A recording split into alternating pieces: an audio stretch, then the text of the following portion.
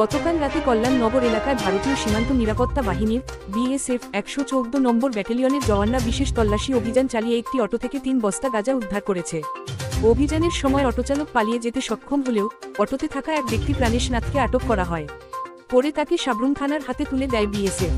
ঘটনার বিষয়ে সাব্রুম থানার অফিসার ইনচার্জ অপু দাস সাংবাদিকদের জানান, আটক প্রাণেশ নাথের বিরুদ্ধে মাদকদ্রব্য আইনে মামলা রুজু করা হয়েছে এবং পুরো ঘটনার তদন্ত চলছে।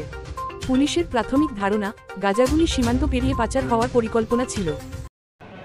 গতকালকে রাত্রে শেষ রাত্রিবেলা আমাদের ছোটাকিল বিএসএফ ডিউটি অবস্থায় একটা ইলেকট্রিক টোটো কল্যাণনগর থেকে অনুঘাটের দিকে যাচ্ছিল। ওই সময় তারা সেই টোটোটাকে সিগন্যাল দেয়, ইলেকট্রিক অটোটাকে তারা সিগন্যাল অমান্য করে যখন ভাগছিল তখন তারা পেছন দিকে ধাওয়া করে টোটোটাকে কিছু দূর দিয়ে আটকায় কল্যাণনগরে, এবং আটকানোর পরে এই ইলেকট্রিক অটোর ড্রাইভারটা পালিয়ে যায় এবং ইলেকট্রিক অটোর মধ্যে আরও একজন ছিল পেছনে বসা, তার সঙ্গে কিছু 3 বস্তা ড্রাই গাঁজা, শুকনো গাঁজা ছিল, এবং এগুলোকে বিএসএফ সিজ করে এবং 18 পার্সেন্টকে যারা একটা পার্সেন্ট ছিল তারা ডিটেইন করে ইন্টারভিউশন করার পরে তারা আমাদের থানাতে হ্যান্ড ওভার করে সিজের প্রসেস কমপ্লিট করে, এবং তার এগেনস্টে তাদের দুজনের এগেনস্টে আমরা একটা মামলা নিয়েছি এবং আজকে তাদের আদালতে প্রেরণ করা হবে।